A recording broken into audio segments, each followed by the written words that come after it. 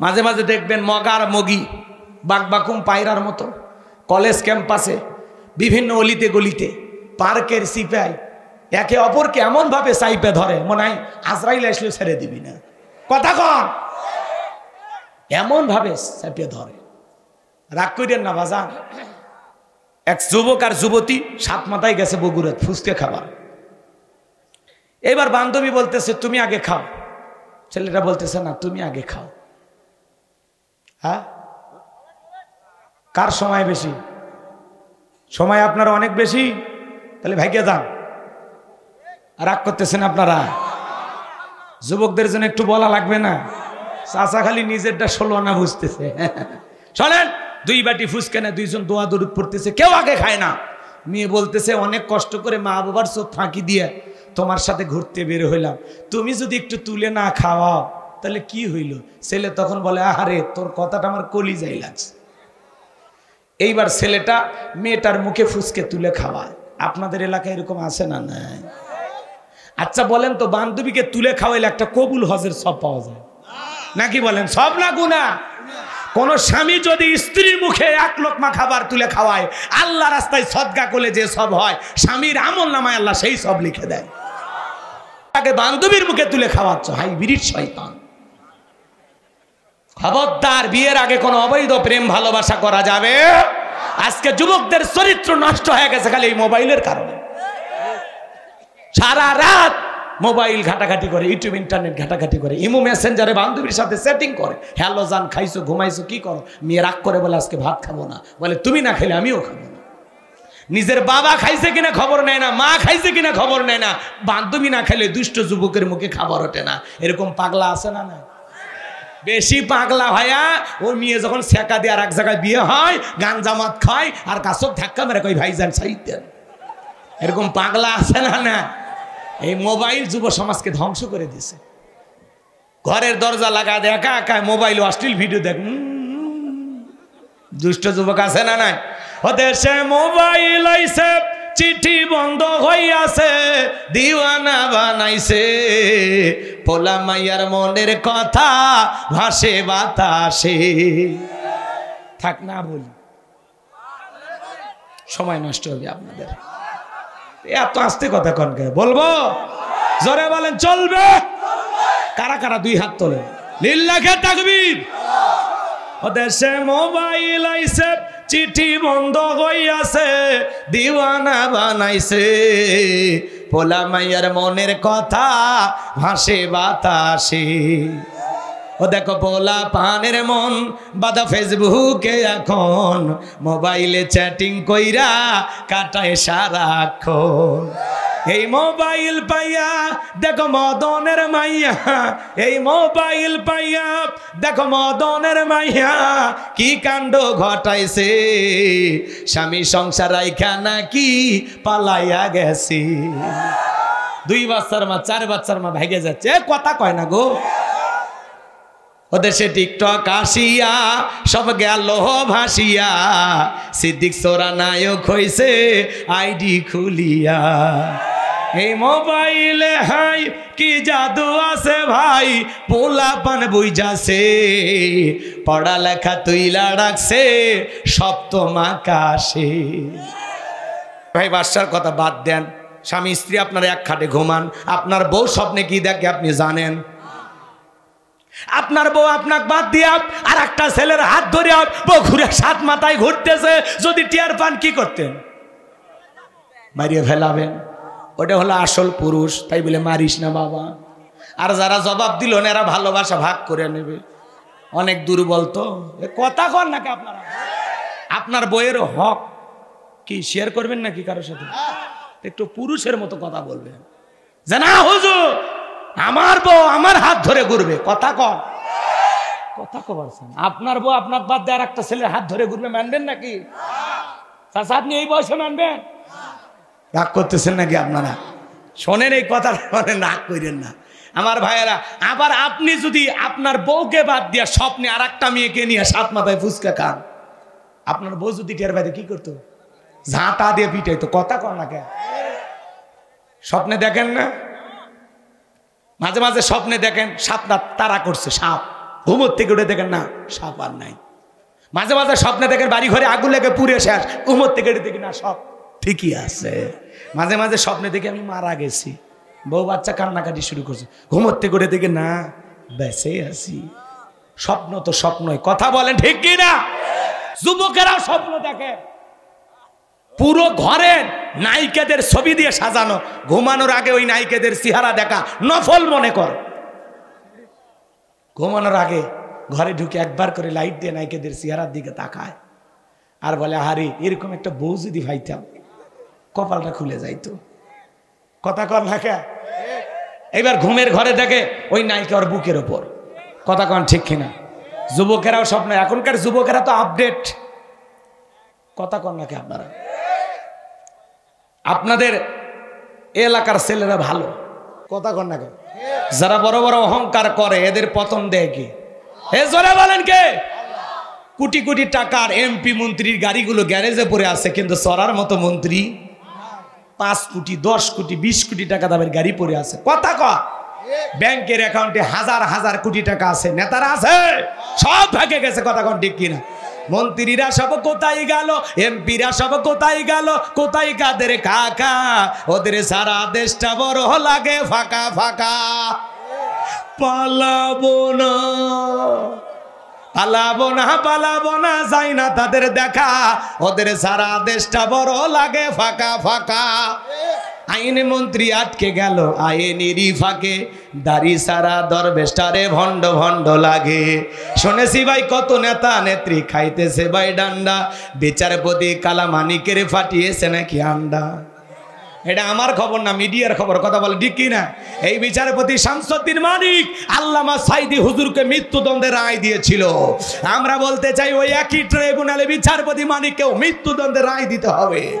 এই বিচারপতি মানিক 116 জন আলেমের তালিকা করে দুদকের কাছে জমা দিয়েছিল। আমার মতো গাইবান্দার বক্তার রোল নাম্বার ছিল 23। কত নাম্বার?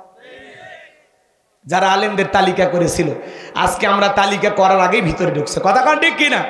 ফলকের ঝলক গেল, ফলকের ঝলক গেল, থামিয়ে নেটের চাকা, ওদের সারা দেশটা বড় লাগে ফাঁকা ফাঁকা।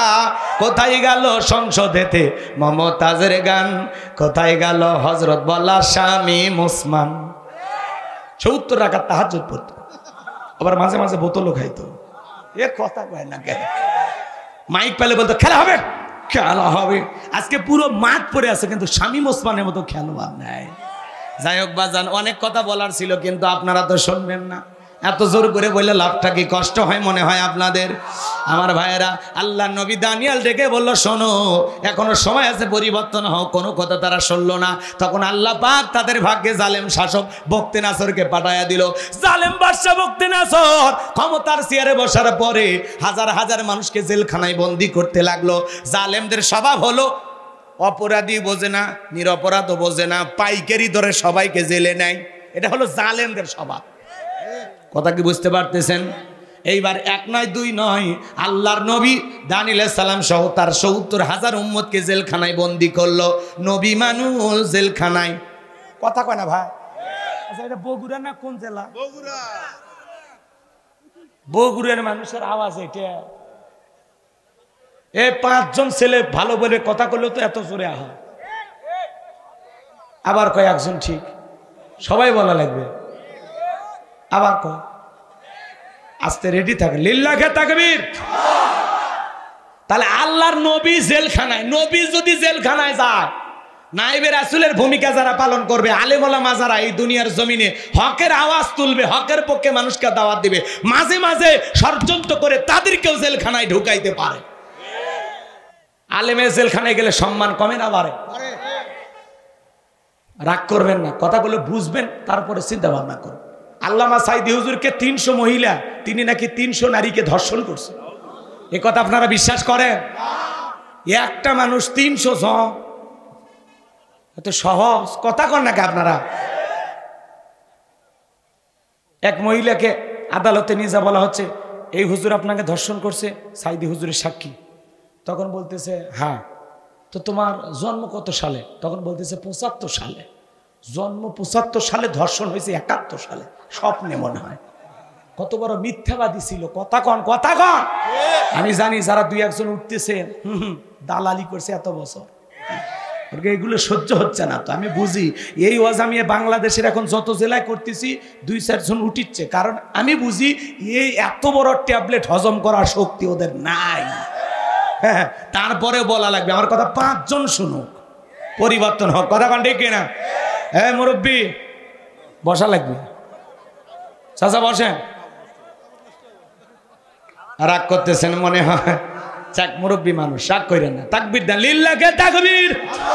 আল্লাহর নবী দানিয়েল এইবার জেলখানায় ডেকে বলে, উম্মতেরা কই গেল তোমাদের গাড়ি বাড়ি, নারী সুন্দরী রমণী, কই গেল তোমাদের দাম্ভিকতা অহংকার? আমি তো এই দিনের ভয় তোমাদেরকে দেখাইতেছিলাম। ডেকে বলে, ও পয়গাম্বার, আপনার কথা যে দিবালোকের মতো সত্য হবে বুঝতে পারি নাই, এত তাড়াতাড়ি ভুলে যাবে বুঝতে পারি নাই। আল্লাহর নবী দানিয়েল ডেকে বলে, এখন তোমাদের সিদ্ধান্ত কি বলো?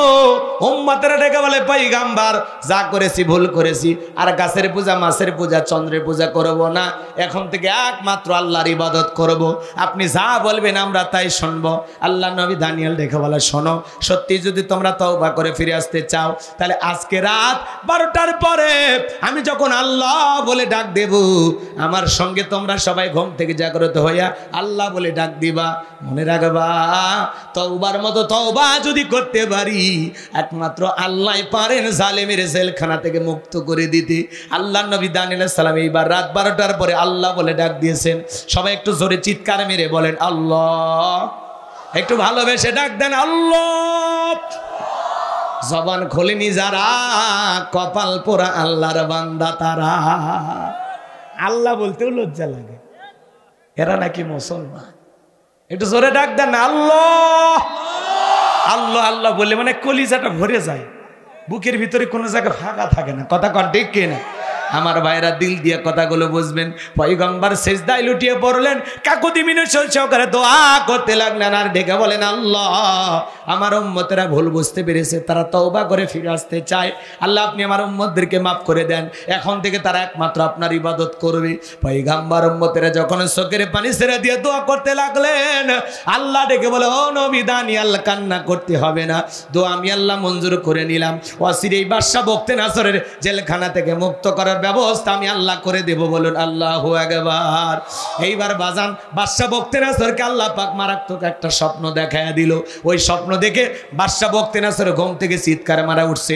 আশেপাশে নিরাপত্তা কর্মী যারা আছে দৌড়ে এসে বলে, নেতা এত জোরে চিৎকার মেলেন, ব্যাপারটা কি? বলে, চেহারার দিকে তাকায় দেখো, মারাত্মক একটা ভয়ঙ্কর স্বপ্ন দেখেছি। এই স্বপ্নের ব্যাখ্যা না জানা পর্যন্ত আমি আর ঘুমাইতে পারবো না।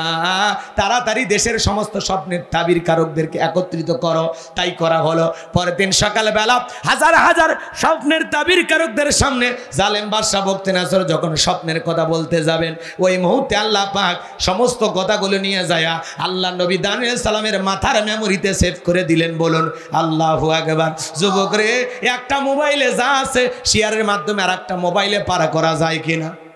কথা বলেন, যায় কিনা? ভালো করে দিল দিয়ে কথাগুলো বুঝবেন। বাদশা বখতেনাছর যখন স্বপ্নের কথা বলতে যাবেন, গতকাল রাত্রে কি যেন স্বপ্ন দেখলাম, আর বলতে পারে না, স্বপ্নের কথা ভুলিয়ে দিলেন তিনি কে? এইবার বাদশা ডায়লগ পরিবর্তন করে ডেকে বলে, শোনো, গতকাল রাত্রে স্বপ্নে কি দেখেছি সেই কথাও তোমাদেরকে বলতে হবে, স্বপ্নের ব্যাখ্যা বলতে হবে। জনগণ ডেকে বলে, বাদশাহ তো পাগলামি কথা, স্বপ্ন দেখেছেন আপনি, আমরা কিভাবে বলবো? বাদশা স্বপ্নে কি দেখেছে দেশের জনগণ কি জানে? আরে না, এলাকার ছেলেরা ভালো, বগুড়ার যুবকেরা সব জিন্দা ওলি। রাগ করতেছেন বাজান? এইবার বাদশা ডেকে বলে, শোনো, স্বপ্নে কি দেখেছি সেই কথা বলতে হবে, স্বপ্নের ব্যাখ্যাও বলতে হবে। জনগণ ডেকে বলে, বাদশাহ স্বপ্নের কথা বলবেন, আমরা স্বপ্নের ব্যাখ্যা বলবো, কিভাবে আমাদের পক্ষে বলা সম্ভব? জালেম বাদশা বখতেনাছর ডেকে বলে, কেন তোমরা নাকি গায়েব জানো? বলেন তো বাজান, আল্লাহ সারা দুনিয়ার কোনো মানুষ কি গায়েব জানে? যেই ভণ্ড বলবে আমি গায়েব জানি, ওরে ধরে নিয়ে যাবেন, আচ্ছা তারে অন্ধকার রুমে পিটাইয়া ছেড়ে দেবেন, আর বলবেন গায়েবী মার দিলাম, কারো কাছে বলিস না, ধ্বংস হয়ে যাবি। আল্লাহ সারা পৃথিবীর কোনো মানুষ গায়েব জানে না। এইবার বাজান বাদশাটাকে বলে, শোনো 7 দিনের আলটিমেটাম দিলাম, 7 দিনের মধ্যে স্বপ্নে কে দেখেছি সেই কথা বলতে হবে, স্বপ্নের ব্যাখ্যাও বলতে হবে, না হলে 7 দিন পরে তোমাদেরকে ফাঁসি দিয়ে মারবো। এইবার বাজান গো আমার লোকজন চলে গেল, টেনশনে পড়ে গেল। জেলার যখন জেলখানা দিয়ে ঘুরতেছে, আল্লাহ নবী দানিয়েল ডেকে বলে, জেলার দেখে মনে হয় টেনশনে আছেন, ব্যাপারটাকে আমার কাছে কইলা বলেন। এইবার জেলার বলল, বাদশা স্বপ্নে দেখেছেন কি জানো? আজকে বলতে যাবেন, জনগণের সামনে বলতে পারলেন না। এইবার বাদশা তাদেরকে 7 দিনের সময় বেঁধে দিয়েছে, ওরা না বলতে পারলে ওদেরকে ফাঁসি দিয়ে মারবে। আল্লাহ নবী দানিয়েল ডেকে বলে, জেলার তুমি তোমার বাদশার কানে খবর পৌঁছায় দাও, তোমার বাদশা স্বপ্নে কি দেখেছে সেই কথা আমি জানি, স্বপ্নের ব্যাখ্যাও আমার জানা আছে। জোরে কোন মারহাবা। এইবার জেলার এক দৌড়ে চলে গেছে বাদশার কাছে। বাদশা, আর টেনশন করা লাগবে না, আপনার টেনশনের ঔষধ পাওয়া গেছে। জেলখানায় একটা আসামি আছে, আপনি স্বপ্নে কি দেখেছেন স্বপ্নের কথাও জানে, স্বপ্নের ব্যাখ্যাও জানে। জালেম বাদশা বকতে নাসর ডেকে বলে, বাজান কই? বাজানকে আমার কাছে নিয়ে আসো, ঠেলার নাম বাবাজি। এইবার জেলার যা বলে, বাদশা আপনাকে ডেকেছে। আল্লাহর নবী দানিয়েল ডেকে বলে, শোনো আমার 70,000 লোককে গ্রেপ্তার করা হয়েছে, আমার একটা লোক জেলখানায় থাকা অবস্থায় আমি জেলখানা থেকে বের হব না। বাদশা যদি স্বপ্নের কথা জানতে চায়, স্বপ্নের ব্যাখ্যা জানতে চায়, আমার 70,000 উম্মতকে ছেড়ে দেওয়া লাগবে। আল্লাহু আকবার বলে। নবীদের কাছ থেকে নেতৃত্ব শেখা লাগবে।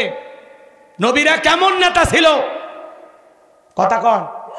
আর আপনি যাত্রার পিছনে মিছিল করতে যান, বল্টু ভাইয়ের চরিত্র, নেতা পাইছি এক খান, ট্যাবলেট খান, ট্যাবলেট খান, ট্যাবলেট খান, যেখানে আমরা আছি সেখানে ট্যাবলেট খান, কবরে, তোমরা কেন ওপরে। নেতার মিছিল করতে যায় বগুড়া 7 মাথার থেকে 105 জন পুলিশ ধরে নিয়ে গেল নেতা সহ। নেতার কাছে তো জেলখানা শ্বশুর বাড়ির মতো, সকালে ঢোকে বিকেলে বের হয়, পাওয়ার আছে। আর আপনি গরিব জনগণ রিক্সা চালান, ভ্যান চালান। যদি নেতা সত্যিকার নেতা হতো বলতে, এই আমার জামিনের ব্যবস্থা না, এই রিক্সা চালক, ভ্যান চালক, শ্রমিক এরা আমারে মহব্বত করে আমার মিছিল করতে আসছে, আমার একটা কর্মী জেলখানায় থাকা অবস্থায় আমি নেতা বাহিরে বের হব না। যেই নেতা আপনার বিপদে পাশে থাকবে, সেই নেতা আপনার দুঃখে কাঁদে, সুখে হাসে, আপনি 6 মাস জেলখানায় থাকলে আপনার পরিবারের মুখে খাবার তুলে দেয়, সন্তানদের পড়াশোনার খরচ চালায়, এমন নেতার পিছনে থাকবেন। যাত্রার পিছনে স্লোগান দিয়ে বউ বাচ্চাকে বিপদে ফেলবেন না, খবরদার। বুঝে শুনে পা ফেলবেন, বুঝে শুনে। কোন নেতা আপনার ভাগ্যের পরিবর্তন করে দেবে না, নিজের পরিশ্রম করেই খাওয়া লাগবে। কথা কয় না, কেউ ভাত তুলে খিলাবে, কাজ না করলে এমনি বিকেছে টাকা ঢুকবে, বোঝা লাগবে। এই জন্য নেতা বুঝে শুনে ধরবেন, নেতা বুঝে শুনে। আচ্ছা, হ্যাঁ কথা কবার জানা, ওইটা ঠিক, চাচা ঠিকই করছে, খালি আপনার খালি দেখে কিন্তু কথা কয় না। মানে আমাকে দেখে অবাক হয়ে গেছেন আপনারা নাকি? চেহারা কি খুবই খারাপ? হ্যাঁ, কি রাগ করতেছেন আপনারা? তাহলে একটু দোয়া করবেন না বাজান, লিল্লাহে তাকবীর। আমি এইবার যে কথাগুলো বলতেছি গেলে একটু দিল দিয়ে বুঝবেন। এই যে শেষে একটা আয়াত আছে, ওইটা 10 মিনিটে দিলটা নরম করে দিয়ে কথা বলে আমরা বিদায় নেব ইনশাআল্লাহ। আমার ভাইয়েরা দিল দিয়া কথাগুলো বুঝবেন। এইবার জেলার যায় বলে যে আপনার স্বপ্নের কথা জানে, তার একটা শর্ত আছে, তার নাকি 70,000 লোককে গ্রেপ্তার করা হয়েছে, তাদেরকে বের না করে দেওয়া পর্যন্ত সে আসবে না। বাদশা বকতে নাসর ডেকে বলে, ওই বাজান যদি বলে এই জেলখানা কেন, তাম পৃথিবীর জেলখানার আসামি ছেড়ে দিতে রাজি, বাজান যা বলে তুমি তাই করো। বলেন আল্লাহু আকবার। এইবার একে একে সমস্ত উম্মতকে জেলখানা থেকে বের করে দেওয়া হলো। সবার শেষে আল্লাহর নবী দানিয়েল জেলখানা থেকে বের হয়ে আসলো। বাদশার দরবারে প্রবেশের নিয়ম হলো, যত মানুষ প্রবেশ করে মাথা নত করে প্রবেশ করে। আল্লাহর নবী কি কোনো জালেমের কাছে মাথা নত করতে পারে? এই মাথা আল্লাহ ছাড়া দুনিয়ার কারো কাছে নত করা যাবে? ইয়্যাকা না'বুদু ওয়া ইয়্যাকা নাস্তাঈন, তোমার ইবাদত করি, তোমার গোলামি করি, সাহায্য তোমার কাছে চাই। ঈমানদার কোনো মাজারে মাথা নত করবে না, পীরের পায়ে নত করবে না, নেতার পায়ে নত করবে না। ঈমানদার মাথা নত করবে আল্লাহর কুদরতি কদমে সিজদা দিয়া মসজিদে। আল্লাহ ছাড়া এই মাথা দুনিয়ার কারো কাছে নত করা যাবে না। ঠিক আছে? এই মাথা নত করে শুধু আমাদের প্রভু, আমাদের মালিক, আমাদের আল্লাহ, তাকে সিজদা দেব। কথা ক্লিয়ার? এইবার শোনেন বাজান, দেহটাকে আঁটোসাঁটো করে কৌশল করে মাথাটাকে উঁচু করে প্রবেশ করলেন। বাদশা বকতে নাসর ডেকে বলে, বাজান যত মানুষ প্রবেশ করে সবাই মাথা নত করে, তুমি কেন নত করলা না? আল্লাহ নবী দানিয়াল দেখে বলে যে আপনার স্বপ্নের কথা আমার মাথার মেমোরির মধ্যে সেভ করে দিয়েছি। তার কথা হলো তাকে ছাড়া দুনিয়ার কারো কাছে মাথা নত করা যাবে না। আল্লাহ একবার বল। এই কথা শোনার পরে বাদশা বলে বাজান ঠিক করেছো। বলে আমি যদি মাথা নত করতাম আপনার মতো স্বপ্নের কথা আমাকেও ভুলিয়ে দিত, তখন আপনি টেনশনে পড়ে যেতেন, আমাকে মেরে ফেলতেন। তখন ডেকে বলে বাজান ঠিক করেছো, আসলেই তোমার মাথায় বুদ্ধি আছে, তুমি একটা বুদ্ধিমান ছেলে। মারহাবা কও। নবীরা বুদ্ধিমান না হইয়া পারে? নবীদেরকে এলেম আর জ্ঞান দান করেন কি? এইবার নিজে চেয়ার থেকে উঠে আল্লাহ নবী দানিয়াল সালামকে চেয়ারে বসাইয়া দিল। তাহলে জেলখানা থেকে বের করে চেয়ারে বসাইয়া সম্মান দেয় কি? সে আল্লাহ আসবে নাই? যাদের উপরে বিগত বছরে নির্যাতন জুলুম করা হয়েছে, মামলা হামলা দিয়ে জেলে ঢুকানো হয়েছে, ভবিষ্যতে তারা এমপি মন্ত্রী হবে না? এইটা খেলা। রাগ করতেছেন? এটা হলো আল্লাহর খেলা। কথা বলে ঠিক কিনা? যার একদিন জুলুম নির্যাতন, যার পরীক্ষা যত বেশি তার সম্মান মর্যাদা তত বেশি। স্বর্ণকে পুরানো হয় গহনা বানানোর জন্য। কথা কয়। অনেক যুবক দেখবেন এক মেয়ে ওই যে কলস চেনেন না, মাটির কলস, কথা কয় না গো, ওই কলস নতুন বউ কি সুন্দর একটা শাড়ি পরিয়া কলসটা, এটা কি বলেন আপনারা?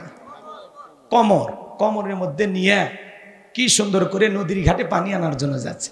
যুবকেরা দেখে বলে ইস, মানুষ না হয়ে যদি একটা কলস হইতাম। কথা কয় না কে? কলস তখন স্লোগান দেয়, আমি এমনি এই জায়গায় আসছি, হ্যাঁ আমারে কোদাল দিয়া ছুটাইয়া দেহ ক্ষত বিক্ষত করছে। এরপরে কুমার বাড়িতে নিয়ে যায় আমারে গোল করে কয়েকদিন পানিতে চুবাইয়া রাখছে। এরপরে আমারে পিটাইয়া চ্যাপ্টা করছে, রোদে শুকায় আবার ভিজাই, আবার রোদে শুকায় আবার ভিজাই, এরপরে গোল করে সুন্দর কইরা পড়াইয়া একদিন গোপন রুমের ভিতরে নিয়ে গেছে, অন্ধকার। আমি তো কান্দাকাটি শুরু করে দিছি। পরে আগুন লাগাইয়া আমারে পুরাইয়া, তাও বাজারে গেছি, মানুষ আমারে কেনার আগে টোকা দিয়ে দেখে। এত সহজে আমি মাজা দখল করিনি। এই জায়গায় আসতে অনেক পরিশ্রম করা লাগছে। কথা কোন ঠিক কি না? বিয়ে করেন আপনি বিয়ে করে বউ বাসর ঘরে ঢোকার আগে আপনার বউয়ের দেহটা দখল করে ফেলে দেয় স্বর্ণের চেন, কান দখল করে কানের দুল, স্বর্ণ। যুবক তুমি কি মনে করো? আরে মানুষ না হয়ে যদি ওই মহিলার গলার চেন হইতাম, অতই সহজ। স্বর্ণ আগুনে পুড়ে পুড়ে পুড়ে পুড়ে গহনা তৈরি হয়েছে। কথা কন ঠিক কি না? এই জন্য আপনি যখন নিজেকে ইমানদার মুসলমান দাবি করবেন, আপনাকে এই দুনিয়ার অনেক পরীক্ষায় পুড়ে পুড়ে খাঁটি ইমানদার হওয়া লাগবে। অত সহজ না, অত সহজ না। রাগ করছেন? করেন, সমস্যা নাই। আল্লাহ নবী এইবার কি বলবে শুনবেন না দোয়া করব? বলেন কারা কারা শুনবেন, হাত দুইটা তোলেন। লিল্লাহে তাকবীর। আল্লাহ রাব্বুল আলামিন বলেন, তাবারাকাল্লাযী বিয়াদিহিল মুলকু ওয়া হুয়া আলা কুল্লি শাইইন কাদির।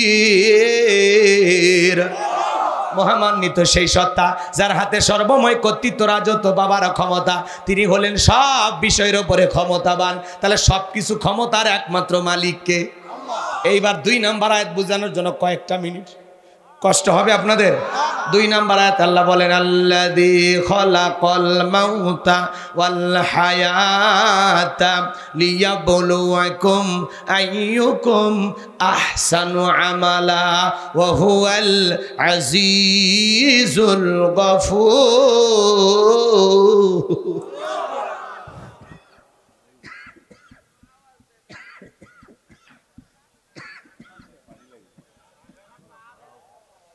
আল্লাহ রাব্বুল আলামিন বলেন, আল্লাযী খালাকাল মাউতা ওয়াল হায়াতা, যিনি সৃষ্টি করেছেন মৃত্যু আর জীবন, লিয়াবলুয়াকুম আইয়ুকুম আহসানু আমালা। আমার আল্লাহ ডেকে বলেন, আমি পরীক্ষা করে দেখব আমলের দিক দিয়ে কার আমল কত বেশি সুন্দর। যার আমল ভালো তার আখিরাত ভালো। আল্লাহু আকবার বলেন। আমল সুন্দর হওয়া লাগবে। এদিকে এদিকে যুবক কল্প করো, আমার কথা শোনো বাবা। লিয়াবলুয়াকুম আইয়ুকুম আহসানু আমালা। আল্লাহ বলে আমি পরীক্ষা করে দেখব আমলের দিক দিয়ে কার আমল কত বেশি উত্তম। দুনিয়াটা পরীক্ষার জায়গা, কথাকে বোঝেন? যার আমল যত বেশি ভালো তার আখিরাত তত বেশি ভালো, যার আমল খারাপ তার আখিরাত বরবাদ। আল্লাহ রসুল বলেছেন, বিশ্ব নবী বলেন, কলা রাসূলুল্লাহি সাল্লাল্লাহু আলাইহি ওয়াসাল্লাম, ইন্নামাল কুবরু রাউযাতুম মিন রিয়াদিল জান্নাহ আও হুফরাতুম মিন হুফারিন নার, রাহু তিরমিজি শরীফের হাদিস। বিশ্ব নবী বলেন, যে ব্যক্তির আমল ভালো মৃত্যুর সঙ্গে সঙ্গে আল্লাহ তার কবর জান্নাতের বাগান বানায় দিবেন, বলেন সুবহানাল্লাহ। ওই যে ওই ব্যক্তির কবর কেন জান্নাতের বাগান হয়েছে শুনবেন না? হযরত আলী আর আমর মনে আছে?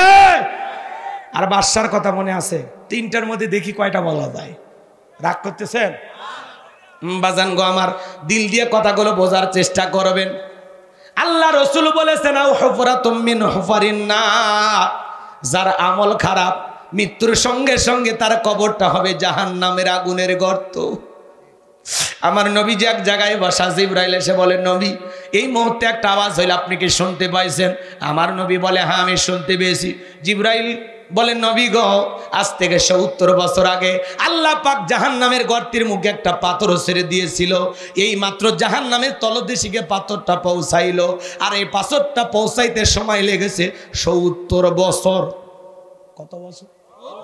আল্লাহ না করুক আপনার আমার গুনাহের কারণে, অপরাধের কারণে আসমান জমিনের মালিক আল্লাহ যদি বেজার হইয়া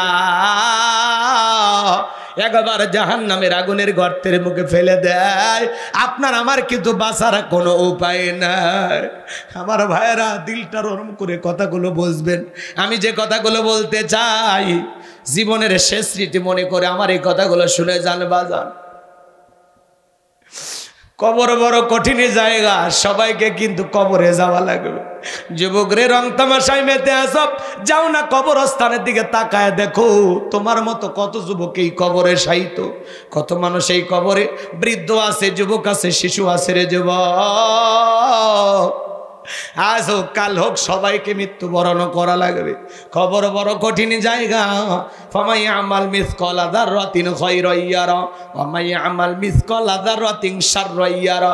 আল্লাহ বলেন, বান্দা তুমি যদি যাররা পরিমাণে নেক আমল করো, ওইটাও তোমার আমল নামায় লিপিবদ্ধ করা হবে।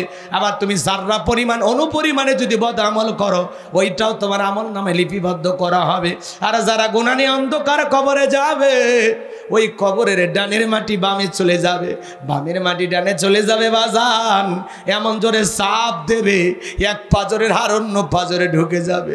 কবরে থাকা বান্ধ ফেরেশতা, চোখে দেখে না, কানে শোনে না, হাতুড়িতে আঘাত করবে, দেহটা চূর্ণ বিচূর্ণ হয়ে যাবে। কবরে থাকা বিষাক্ত সাপ একবার যদি সবল মারে, ওই দংশনে ৭০ হাত মাটির নিচে চলে যাবে, দেহটা বিষের যন্ত্রণায় চলে যাবে। কবর কিন্তু জায়গা ভালো নাই রে বাজান, ওই কবর বড় কঠিন জায়গা। নবীর প্রিয় সাহাবী হযরত ওসমান রাদিয়াল্লাহু তাআলা আনহু কবর থেকে অঝরে চোখের পানি ছেড়ে দিয়ে কান্না করতেন। মাঝে মাঝে কান্না করতে করতে হযরত ওসমান কবরের পাশে অজ্ঞান হয়ে পড়ে থাকতেন। জান্নাতের সার্টিফিকেট প্রাপ্ত সাহাবী হযরত ওসমান। সাহাবায়ে কেরাম জিজ্ঞাসা করে, ভাই ওসমান, আপনি কেন এত কান্না করেন? হযরত ওসমান ডেকে বলেন, এই কবর হলো প্রত্যেকটা মানুষের প্রথম মঞ্জিল, প্রথম ঘাঁটি, প্রথম স্টেশন। 3টা প্রশ্ন করা হবে, যে উত্তর দিতে পারবে তার টেনশন নাই, যে উত্তর দিতে পারবে না তার বাঁচার কোনো উপায় নাই। কবরের প্রথম রাতটা কিভাবে কাটবে রে যুবক? 31 নাইট পালন করে নিয়ে তুমি ব্যস্ত, কবরের প্রথম রাতটা কিভাবে কাটবে রে যুবক? একটু চিন্তা করার দরকার আছে না নাই? একা একা কবরে কেমনে থাকবে রে যুবক? যেই কবরে নাই সাথী, নাই বাতি, নাই জানালা, নাই দরজা, নাই কোনো আলোর ব্যবস্থা রে যুবক। একা একা অন্ধকার কবরে কেমনে থাকবে রে যুবক? দুনিয়ার খেলতামাশায় পাগল পারা হয়ে গেছো। তুমি কি ভুলে গেছো যুবক? আল্লাহ রাব্বুল আলামিন বলেন আল্লাযী খলাকাল মাউতা ওয়াল হায়াতা, যিনি সৃষ্টি করেছেন মৃত্যু আর জীবন। আল্লাহ সর্বপ্রথম আয়াতের শুরুতে মৃত্যুর কথা কেন বললেন বাজান? দুনিয়াতে আসার একটা সিরিয়াল আছে, যাওয়ার কিন্তু কোনো সিরিয়াল নাই। দাদা আসছে, দাদার পরে বাবা আসছে, বাবার পরে আমি আসলাম, আমার পরে আমার সন্তানেরা আসলো। কিন্তু যাওয়ার বেলায় দাদার আগে নাতি চলে যায়, বাবার আগে সন্তান চলে যায়, বাবার কাঁধে সন্তানের লাশ। এটা দুনিয়ার সব চাইতে ভারী বোঝা। আজও মুগ্ধর বাবার চোখের পানি বন্ধ হয় নাই, শহীদ আবু সাইদের বাবার চোখের পানি বন্ধ হয় নাই, ইয়ামিনের বাবার চোখের পানি বন্ধ হয় নাই। যারা সন্তান হারিয়েছে তারাই জানে যন্ত্রণা কারে বলে। কথা বলেন ঠিক কি না? আবার ভাইয়েরা, আল্লাহ আয়াতের শুরুতে বলেন আল্লাযী খলাকাল মাউতা ওয়াল হায়াতা, যিনি সৃষ্টি করেছেন মৃত্যু আর জীবন। সর্বপ্রথম আল্লাহ মৃত্যুর কথা বলেছেন। যুবক রে, একটা সন্তান দুনিয়াতে আসবে 9 মাস 10 মাস আগে খবর পাওয়া যায়, কিন্তু একটা মানুষ বিদায় নেবে 9 সেকেন্ড আগেও জানা যায় না কার কখন মৃত্যু হবে। আল্লাহ বলেন কুল্লু নাফসিন যায়িকাতুল মাউত, প্রত্যেক প্রাণীকেই মৃত্যুর স্বাদ গ্রহণ করা লাগবে। হে যুবক, বেঁচে আছি এটাই অস্বাভাবিক, মৃত্যু হবে এটাই স্বাভাবিক। সকল ধর্মের মানুষ বিশ্বাস করে জন্ম হয়েছে, মৃত্যু একদিন হবে। মৃত্যু হলো চিরন্তন সত্য কথা। এই মৃত্যুর স্বাদ হলো 2 প্রকারের। মিষ্টি খাইলে যেমন মিঠা লাগে, নিম পাতা খাইলে তিতা লাগে। যারা ইমানদার নেক আমল করবে, আল্লাহর প্রিয় মুমিন মুত্তাকি বান্দা হবে, তারা দুনিয়ার জমিন থেকে বিদায় নিয়ে যাবে। এ বাজার, মায়ের কোলে শিশুটা যেমন দুধ পান করতে করতে ঘুমের মধ্যে চলে যায়, যারা ইমানদার তারা তেমনি ভাবে বিদায় নেবে, টেরও পাবে না। বলুন সুবহানাল্লাহ। কিন্তু যারা নাফরমান, আল্লাহর অবাধ্য গোলাম, যারা বলে খাও দাও ফুর্তি করো, দুনিয়াটা মস্ত বড়, দুনিয়ার রং তামাশায় মেতে থাকে, শয়তান যাদেরকে মিসগাইড করেছে, ভুল পথে পরিচালিত করেছে, যারা দুনিয়ায় পাগল পারা হয়ে গেছে, গুনাহের সাগরে হাবু ডুবু খাইতেছে, ওই মানুষগুলো মৃত্যুর সময় দেখবেন চোখগুলো বড় বড় করে দেয়, পেশাব পায়খানা করে দেয়। বাজান গো, গালি দিতে দিতে মারা যায়। কত মানুষ মৃত্যুর 6 মাস আগে জবানটা বন্ধ হয়ে যায়।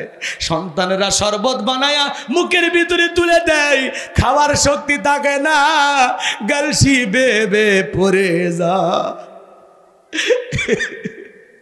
যুবক রে, আজ হোক কাল হোক, আমাদের সবাইকে দুনিয়ার সফর শেষ করা লাগবে, সবাইকে মৃত্যুর স্বাদ গ্রহণ করা লাগবে। মৃত্যু বড় কঠিন। আল্লাহর নবী ইদ্রিস আলাইহিস সালামকে জিজ্ঞাসা করা হয়েছিল, মৃত্যুর যন্ত্রণা আপনার কাছে কেমন মনে হয়? আল্লাহর নবী ইদ্রিস ডেকে বলেন, জ্যান্ত ছাগলের গা থেকে চামড়া খসাইলে ছাগলের যেমন কষ্ট হয়, মৃত্যুর যন্ত্রণা তার চাইতে আমার কাছে বেশি কষ্টকর মনে হয়। আপনার আমার প্রিয় নবী ইন্তিকালের সময়, নবীজি আমার অসুস্থ, দুনিয়া থেকে বিদায় নিয়ে চলে যাবেন। জিবরাইল এসে বলে, নবী, আল্লাহ তাআলা আপনার শরীরের অবস্থার কথা জানতে চেয়েছেন। আমার নবী বলে, ও জিবরাইল, আগের চাইতে অনেকটা ভালো আছি। আমার ভাইয়েরা, এদিকে ফাতেমার চোখের পানি বন্ধ হয় না, অঝরে চোখের পানি ছেড়ে দিয়ে হযরতে ফাতেমা কান্না করে। আমার নবী ডেকে বলে, মা ফাতেমা, তোর চোখের পানি আমি সহ্য করতে পারি না মা, তোর কানটা আমার মুখের কাছে লাগায়া দে রে মা। হযরতে ফাতেমা নবীজিকে কত মহব্বত করতেন, বলতে গেলে আজকে অনেক সময় লাগবে, ওই সময় আমার হাতে নাই। হযরতে ফাতেমা বিশ্ব নবীর মুখের কাছে কান লাগায়া দিলেন। নবীজি ফিস ফিস করে কি যেন বললেন, হযরতে ফাতেমার কান্না বন্ধ হয়ে গেল। আম্মা জান আয়েশা জিজ্ঞাসা করেন, ও আমার মেয়ে ফাতেমা, তোমার আব্বা জানে কি এমন বলেছে মা, যার কারণে কান্নাটা বন্ধ হয়ে গেল? হযরতে ফাতেমা ডেকে বলেন, মা, আমার আব্বা জান আমাকে বলেছেন বাবার ইন্তিকালের পরে সর্বপ্রথম বাবার সাথে আমার সাক্ষাৎ হবে। বোঝার বাকি নাই গো মা, বাবার ইন্তিকালের পরে বেশি দিন দুনিয়াতে আমাকে থাকা লাগবে না। নবীজির ইন্তিকালের পরে মাত্র 6 মাসের মতো ফাতেমা দুনিয়ার জমিনে জীবিত ছিল। আমার ভাইয়েরা, আসমান থেকে জিবরাইল আসলেন, ডেকে বলেন, নবী গো, আপনার ঘরে প্রবেশের অনুমতি চাই। তবে আসমান থেকে আজকে আমি একা আসি নাই, আমার সাথে আর একজন ফেরেশতা এসেছেন, যার নাম হলো মালাকুল মউত। দুনিয়ার কারো বাড়িতে ঢোকার অনুমতি নাই না গো নবী, কিন্তু আপনার অনুমতির অপেক্ষা আমরা দাঁড়িয়ে আছি।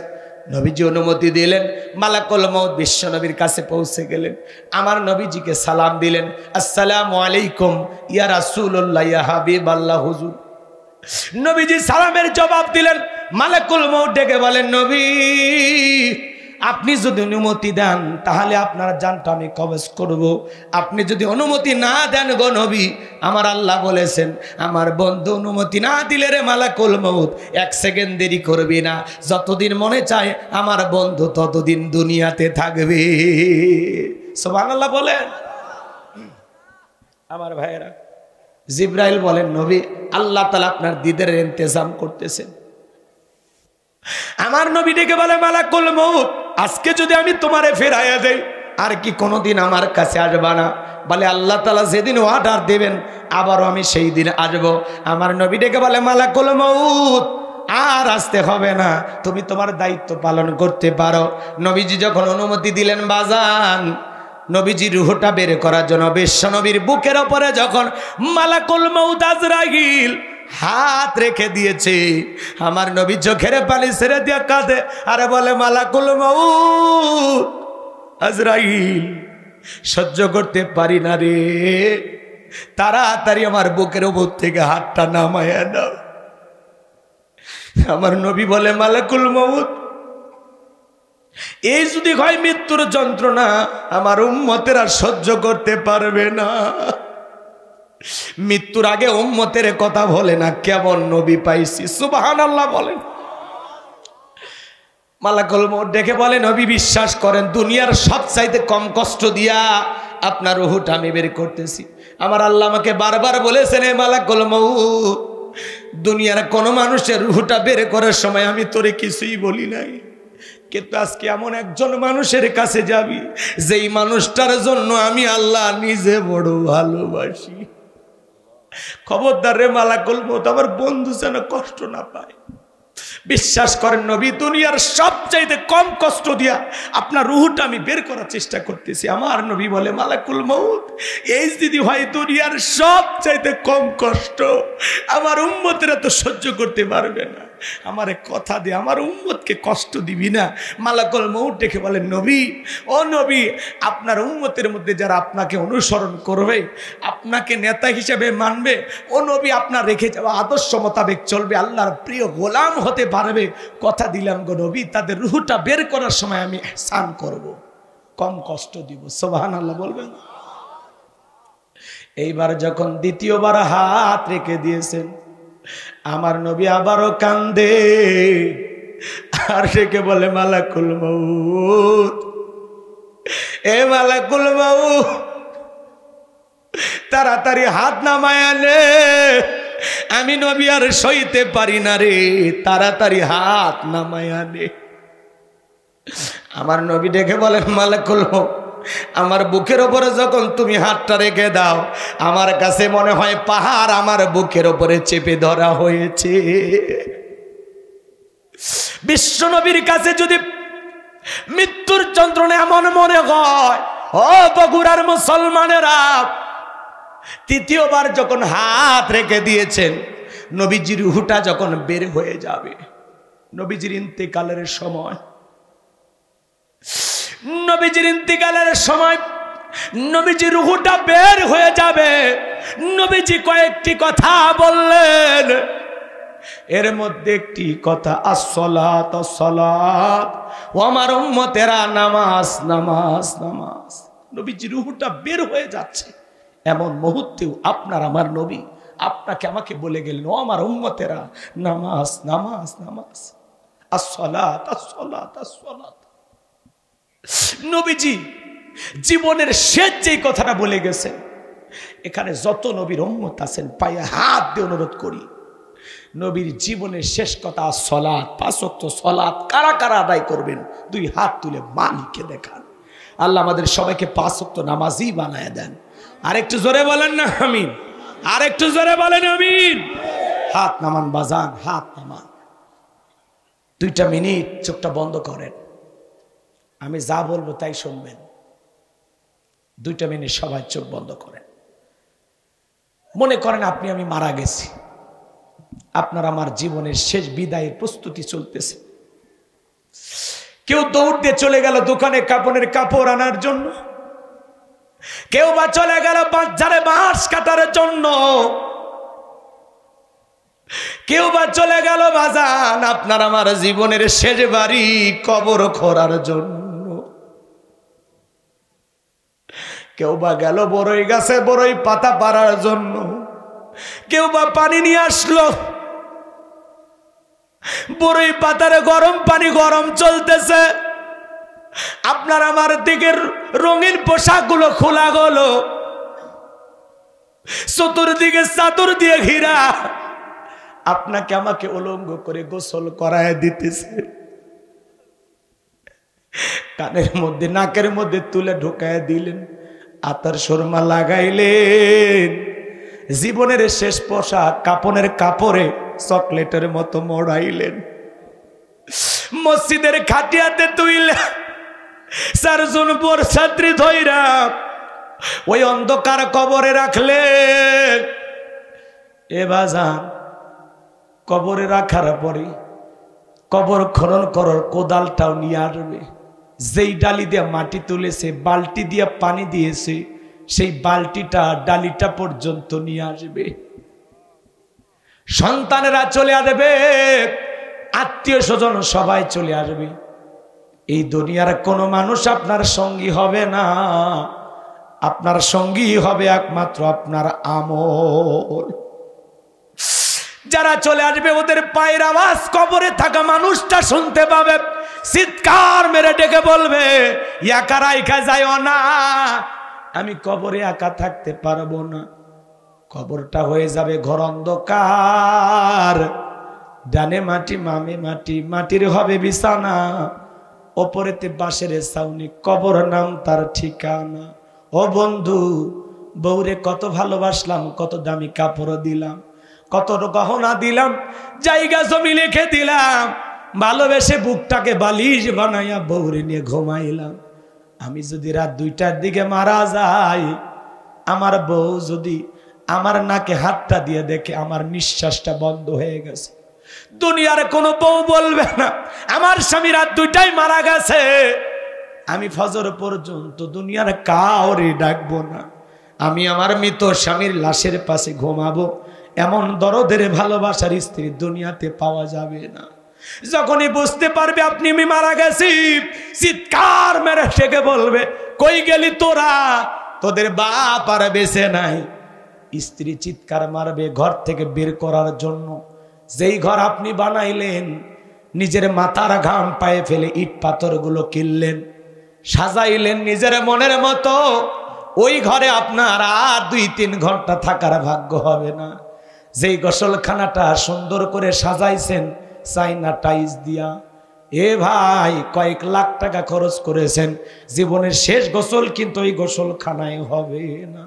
এ বগুড়ার মুসলমান বাবাজিরা, পায়ে হাত দিয়ে অনুরোধ করে ভুলে যায় বাজার, দুনিয়া থাকার জায়গা না। দুনিয়া আপনার আমার দাদাকে থাকতে দেয় নাই, বাপকে থাকতে দেয় নাই, আপনাকে আমাকে একদিন থাকতে দিবে না। এই দুনিয়া থাকার জায়গা না, থাকার জায়গার নাম হলো পরকাল, আর দুনিয়ার হলো মুসাফির খানা। আজ আসি কাল কেউ থাকবো না। কত বন্ধু বান্ধব পাইলাম দুনিয়াতে, কত মোহাব্বতের মানুষ পাইলাম, কিন্তু মৃত্যুর পরে কেউ আর আপনাকে স্মরণ করবে না। আস্তে আস্তে সবাই ভুলে যাবে, দুনিয়াবাসী আপনাকে আর মনে রাখবে না। এই জন্য আল্লাহ বলেন, বাল তুসিরুনাল হায়াতাদ দুনিয়া ওয়াল আখিরাতু খায়রুন ওয়া আবকা। ও দুনিয়ার মানুষ, তোমরা দুনিয়াকে প্রাধান্য দিচ্ছ, অথচ দুনিয়া হলো ক্ষণস্থায়ী, আখিরাতের জিন্দেগি চিরস্থায়ী। যেই জীবনের শুরু আছে শেষ নাই। হে যুবক, তুমি যদি 7 দিনের সফরে কক্সবাজার যাও, তোমার একটা ব্যাগ থাকে, ওই ব্যাগের ভিতরে প্রয়োজনীয় কাপড় থাকে, প্রেমিকার ডায়েরি থাকে, মোবাইল নাম্বার থাকে।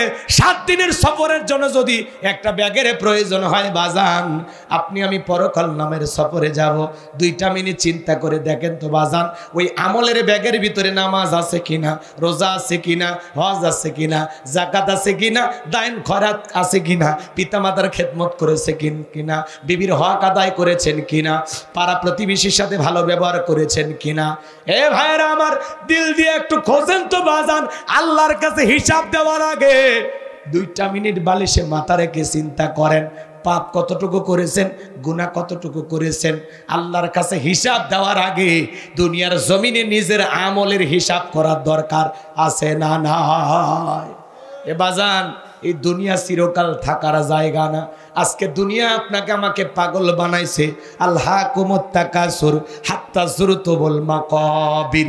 দুনিয়ার প্রাচুর্যের প্রতিযোগিতা, সম্পদের প্রতিযোগিতা, দুনিয়ার গাড়ি বাড়ি সম্পদ আপনাকে আমাকে পাগল বানাইছে, পাগল।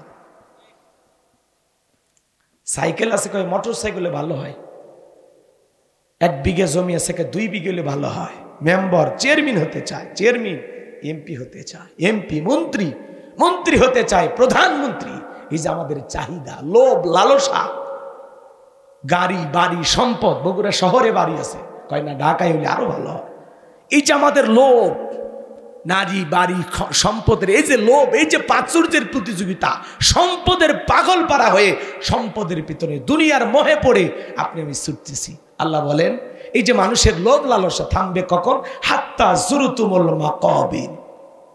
যেদিন বনি আদমকে কবরে রাখা হবে, আর এই কবরের মাটি যেদিন আপনার আমার মুখের ভিতরে প্রবেশ করবে, সেদিন দুনিয়ার লোভ লালসা স্বাদ মিটে যাবে। কবরে না ঢোকা পর্যন্ত বনি আদমের লোভ লালসা মিটবে না।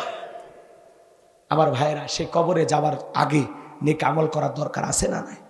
আল্লাহ কি বলেন? আল্লাযী খলাকাল মাউতা ওয়াল হায়াতা লিয়াবলুয়াকুম আইয়ুকুম আহসানু আমালা। আমি আল্লাহ সৃষ্টি করেছি মৃত্যু আর জীবন, আমি পরীক্ষা করে দেখব আমলের দিক দিয়া কার আমল কত বেশি সুন্দর।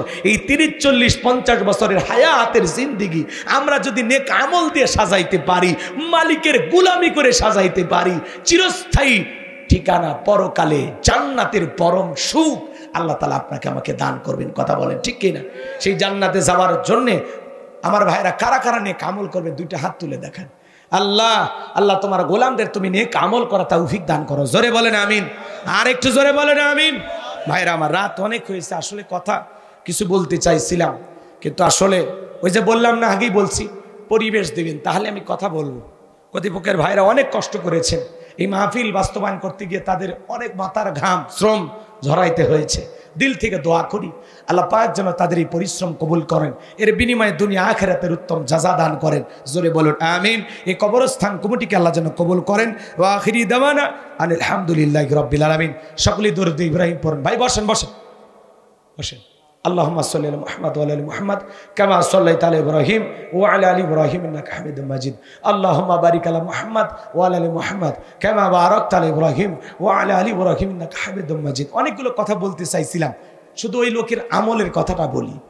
শোনেন, ওই পুলিশ তার বাড়িতে গেলেন, যায় তার মেয়েটাকে জিজ্ঞাসা করে এ কি হয়েছে, টাকা দিবি আরো দিবি না?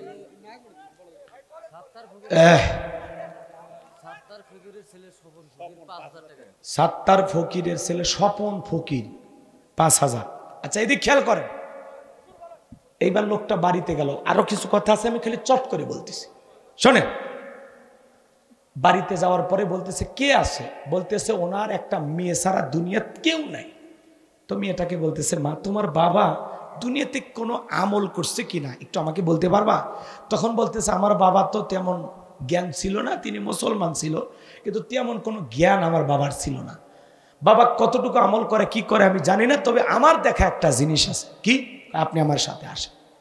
ওই যে দেখেন তক্তা, তক্তার উপরে তোলা একটা কাপড়ে মোড়ানো কি যেন, এবার কাপড়ে মোড়ানো কি আছে বলেন?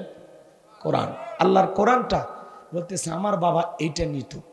তখন ওই পুলিশ অফিসার কোরআনটা খুললেন, যা দেখে প্রত্যেকটা পাতায় পাতায় চোখের পানি পড়ে, মানে ভিজে গেলে যেটা দেখা যায়, কথা কি বুঝতে পারতেছেন? প্রত্যেকটা পাতায় পাতায় চোখের পানি।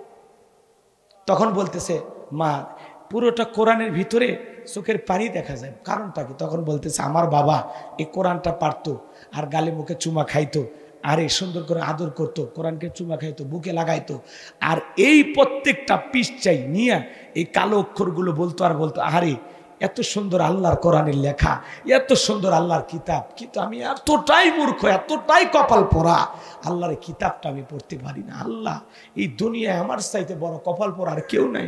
আল্লাহর কিতাবটা যদি আমি পড়তে পারতাম, নিজেকে অনেক ভাগ্যবান মনে করতাম। এই কথাগুলো বলতো আর অজরে চোখের পানি ছেড়ে দিয়ে কান্না করতো, শুধুমাত্র এই কোরআনের প্রতি এই ভালোবাসা, এই অগাধ প্রেম মহব্বত থাকার কারণে আসমানের মালিক আল্লাহ তার কবর জান্নাতের বাগান বানাইছে। আয়াত আছে 30টি, রুকু আছে 2টি। বিশ্বনবীর মক্কার জিন্দিগিতে এই সূরাটি নাজিল হয়েছিল। কোরআনুল কারীমের 66 নম্বর সূরা, 29 নম্বর পারার প্রথম সূরা। 2টি আয়াতে কারিমা তেলাওয়াত করেছি। 1 নম্বর আয়াতের আলোচনা হলো গরম, 2 নম্বর আয়াতের আলোচনা হলো নরম। কথা ক্লিয়ার নাকি? বিরক্ত হবেন না তো ইনশাল্লাহ? এই যে ভাই কি হলো, আমি আগেই বলেছি ভাই ওটা বসা করা যাবে না। যদি কারো নিয়ত থাকে 30 সেকেন্ড সময় আপনি যান, সাইডে যান, আমার আপত্তি নাই। কিন্তু ওয়াজ শুরু হলে যদি কেউ ওঠে, কাপড় টেনে ধরে বসে রাখাবেন। যার কাছ থেকে উঠে যাবে, মুরব্বী যদি হয় 70-80 বছর বয়স হয়, লুঙ্গি মাখার সম্ভাবনা হয়, তাহলে ওই চাচারা ওঠা জায়েজ আছে। কথা কন না কেন? রংপুরে ওয়াজ করতে গেলাম, এক মুরব্বী চাচা বলে, ভাতিজা তুমি ওয়াজ করো তো, পেশাব লাগলে লঙ্গিত করবো। আমি তখন বললাম, চাচা তাহলে তো চাচি রাগ করবে। তখন বলবে না, বাড়িতে যা বলবো হুজুরি এমন ওয়াজ ধরছে, উঠার কোনো কায়দা ছিল না, জাগাতি কাম সারছে। কথা কি বুঝছে? তো এরকম যদি কেউ হয় তাহলে তার ছুটি। কিন্তু কোনো যুবক অবিবাহিত পেশাব করে নাম করে উঠে যাচ্ছে, ওর ছবি মোবাইলে তুলে রাখবেন, মেয়েকে বুড়ি বানায় রাখবেন। তাই এরকম অসুস্থ ছেলের সাথে বিয়ে দেবেন না, কারণ ওর সাথে বিয়ে দেওয়া আর হিজড়ের সাথে বিয়ে দেওয়া একই কথা। পুরুষের পেশাব লাগবে বগুড়া, ওই পেশাব করবি যা মাগুরা, ওটা হলো পুরুষ। 1-1.5 ঘন্টা পেশাব আটকাইতে পারেন আপনি, কিসের পুরুষ? মুরব্বী রিক্স নেওয়া যাবে বাজান। এইবার দেখি কে ওঠে। আর ওয়াদা দিয়েছেন 12টা পর্যন্ত থাকবেন, ওয়াদা ভঙ্গ করা কিসের লক্ষণ? মুনাফিকের লক্ষণ। তাহলে আশা করি এলাকায় ওই দলের কেউ নেই, বগুড়ার সব মানুষ জিন্দা ওলি, এলাকায় কোনো মুনাফিকের জায়গা নাই। কথা কোন ঠিক কিনা? এবার চলেন, সূরার নাম কি বলেছি? পিছনে কোনো কথা হবে না, কি হয়েছে? পিছনে কথা বললেন না।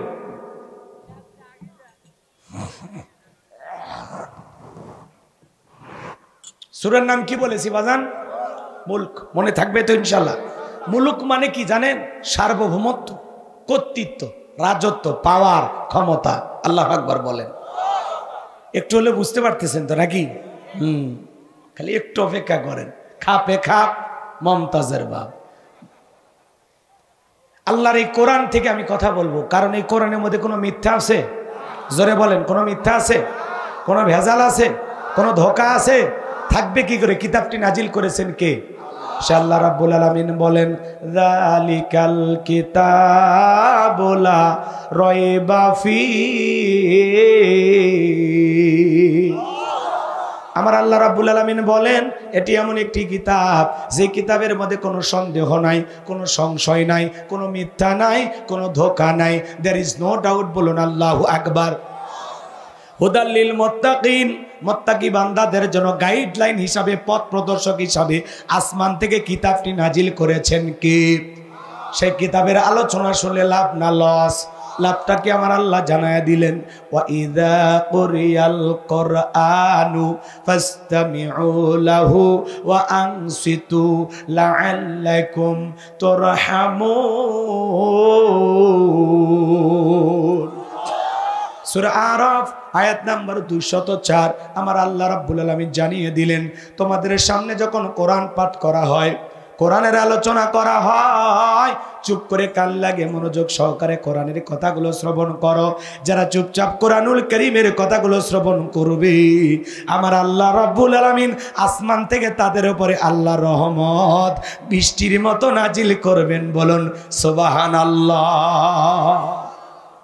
এই জায়গায় থাকলে যে কি লাভ?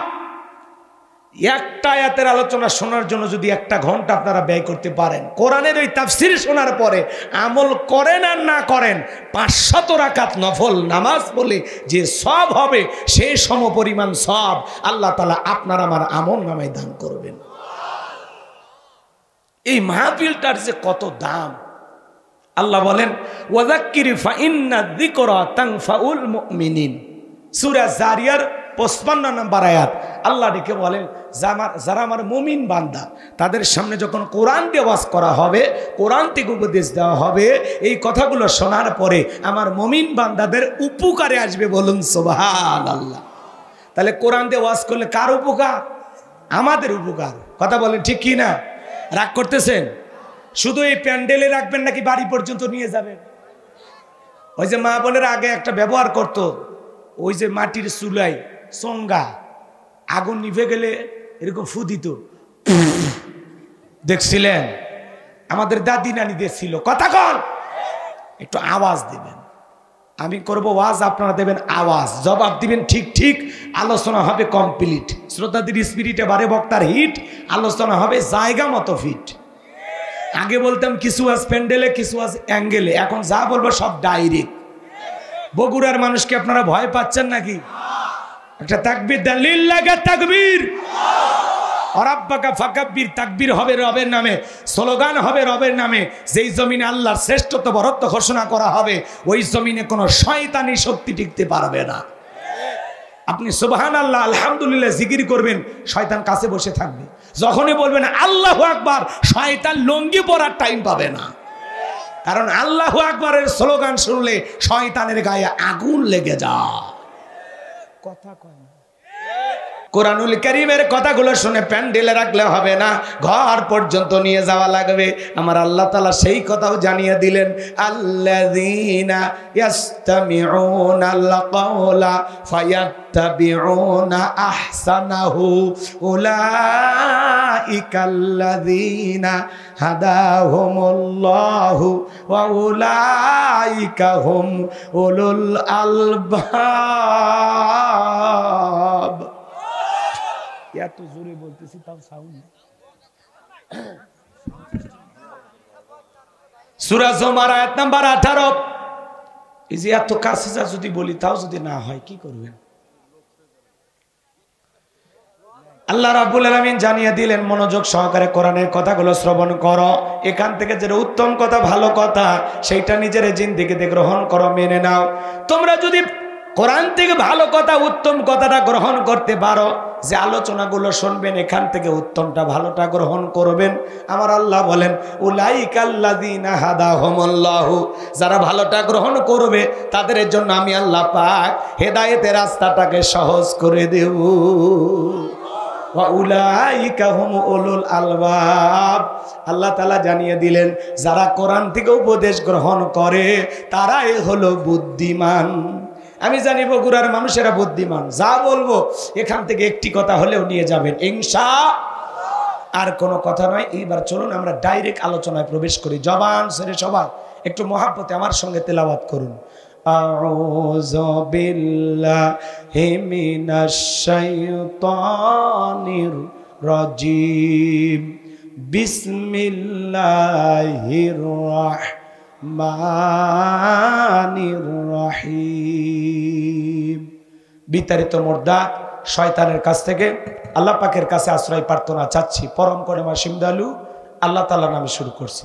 আল্লাহর কোনো বান্দা যদি সূরা মুলুক নিয়মিত তেলাওয়াত করে, এই সূরাটির এত ফজিলত, এত ফজিলত, আল্লাহ তাআলা তার কবরের সলজফকে সহজ করে দেবেন।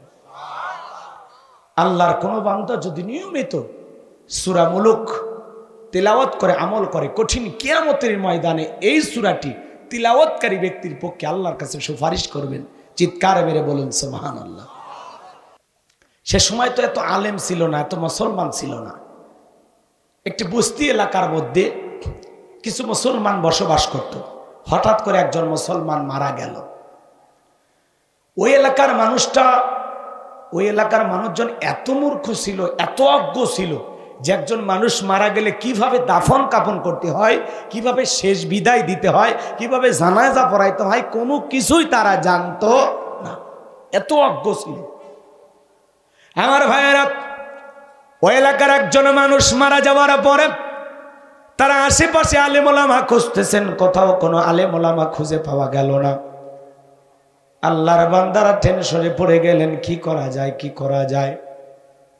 সবাই টেনশনে পড়ে গেলেন যে কিছু পারি আর না পারি অন্তত লাশটা দাফন করার আগে যেহেতু গোসল করাইতে হবে, আমরা একটু গোসল করাইয়া দেই।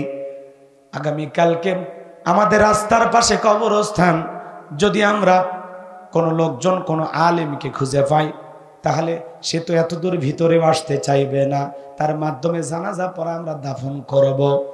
এইবার বাজানো গো আমার, তারা লাশটাকে গোসল করাইয়া দিয়া পরের দিনে অপেক্ষায় বসে থাকলেন আল্লাহর কোনো বান্দা যদি এই রাস্তা দিয়ে হেঁটে যায়, কোনো আলেমকে পাওয়া যায়।